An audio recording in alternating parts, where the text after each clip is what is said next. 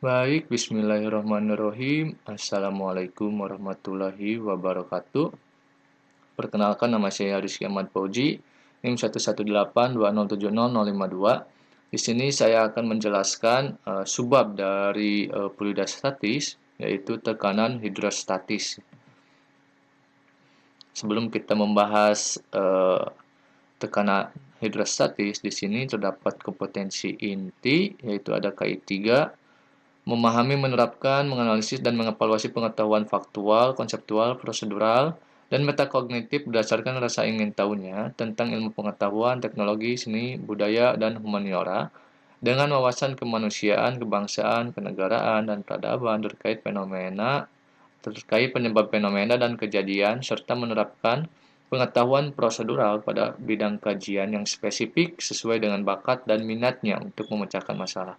Dan untuk keempatnya yaitu mengolah, menalar, menyaji, dan mencipta dalam ranah konkret dan ranah abstrak terkait dengan pengembangan dari yang dipelajarinya di sekolah secara mandiri serta bertindak secara efektif dan kreatif dan mampu menggunakan metode sesuai dengan kaidah keilmuan.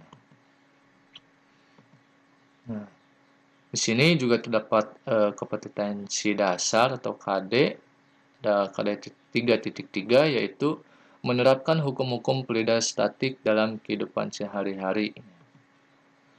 Dan untuk IPK-nya atau indikator pencapaian kompetensinya di sini ada dua. Yang pertama yaitu menghitung tekanan hidrostatis.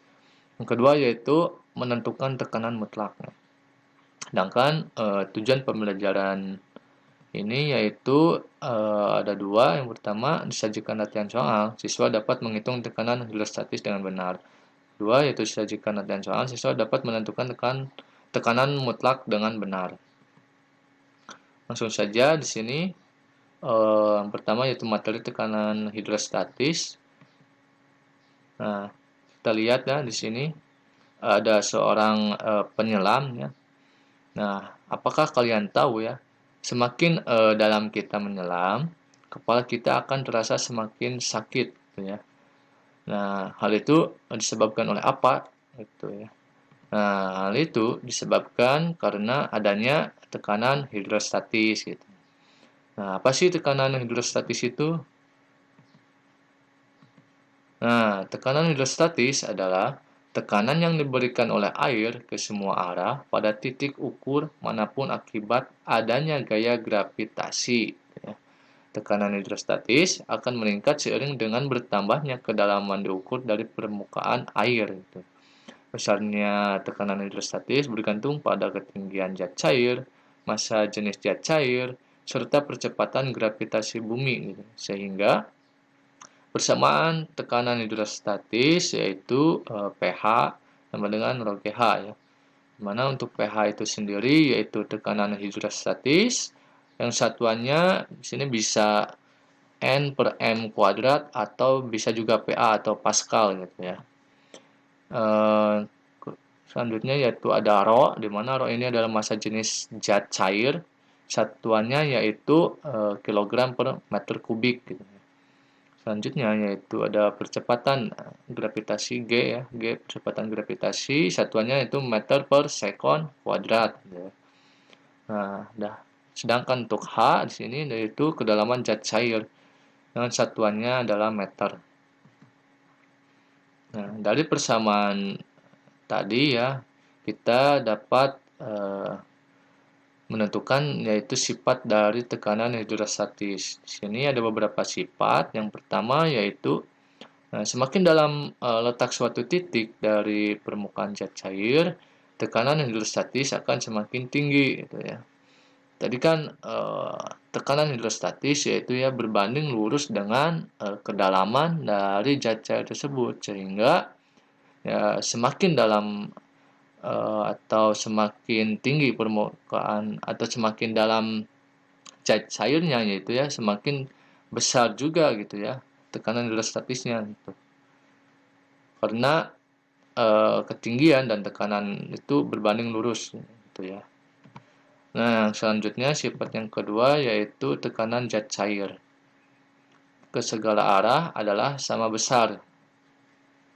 Jadi ketika suatu benda menempati zat cair, ketika dia misalkan berada di tengah-tengah zat cair ya, dia akan menerima tekanan dari zat cair yang tekanannya itu sama besar ya dari segala arah gitu. Nanti akan dimunculkan gambarnya seperti apa supaya lebih jelas lagi ya. Nah, selanjutnya sifat yang ketiga ini sesuai dengan persamaan tadi ya, di mana tekanan hidrostatis bergantung pada kedalaman, massa jenis, dan percepatan gravitasi. Nah, untuk sifat yang keempat, ini tidak bergantung bentuk wadah. Jadi, bagaimanapun bentuk wadahnya ya, tekanan hidrostatis itu akan sama gitu ya. Nah, ini untuk gambarnya itu sendiri di sini. Jadi, misalkan di sini ya. Nah, tadi sifat yang kedua yaitu tekanan zat cair ke segala arah adalah sama besar. Nah, misalkan di sini suatu benda berada di sini, nah di sini dia akan menerima tekanan zat cair ya dari segala arah yang besarnya itu sama besar gitu ya. Nah, nah ini juga untuk sifat yang keempat ini tidak bergantung bentuk wadah. Jadi mau bagaimanapun bentuk wadahnya ya, tekanan hidrostatis akan sama gitu ya. Nah, selanjutnya mengenai tekanan mutlak. Apa itu tekanan mutlak? Tekanan mutlak yaitu jadi dimisalkan ketika suatu benda ya, ketika suatu benda berada dalam zat cair, kemudian posisinya yaitu berada dekat dengan permukaan, sehingga dimisalkan sebenda itu mendapat dua tekanan gitu ya. Yang pertama yaitu mendapat tekanan hidrostatis, yang kedua yaitu mendapat tekanan dari udara luar ya, atau tekanan hidrostatis, sehingga di sini adalah yang disebut dengan tekanan mutlak gitu ya, atau tekanan absolut. Itu tekanan yang sesungguhnya pada suatu titik atau tekanan total gitu ya. Tekanan total hasil penjumlahan tekanan hidrostatis dengan tekanan atmosfer yang bekerja pada permukaan zat cair tersebut gitu ya. Jadi rumusnya itu yaitu kita tinggal tambahkan saja gitu ya, tekanan hidrostatis ditambah tekanan atmosfer gitu. Nah, di sini untuk tekanan hidrostatis karena tadi sudah diketahui juga rho GH ini bisa dipecah ya. Jadi ini dimisalkan nanti di suatu soal gitu ya, diketahuinya itu cuman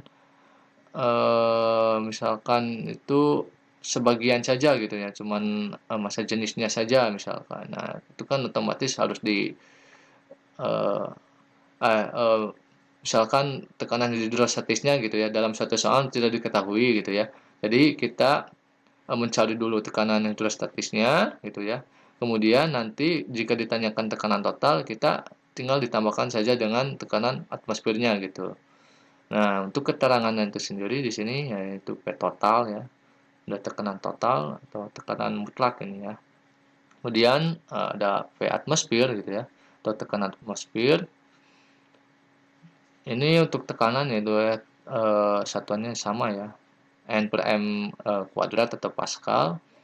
Kemudian ada rho GH gitu ya. Rho adalah massa jenis zat, satuannya kilogram per meter kubik, G adalah kecepatan gravitasi, satuannya meter per sekon kuadrat, dan H adalah kedalaman zat cair. Nah, untuk